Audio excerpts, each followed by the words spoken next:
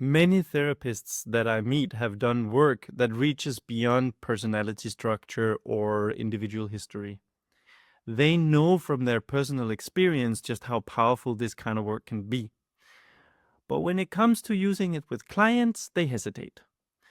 They worry that it might feel too much, that it might appear unprofessional, or that clients will have to adopt a whole new worldview and set of beliefs before they can even begin to engage in this kind of work. But it doesn't have to be that way. I'm offering a free live mini workshop where I will show you how to work with clients at the depth that you're familiar with from your own personal work, using therapeutic tools that are safe, effective, and common to many therapeutic modalities.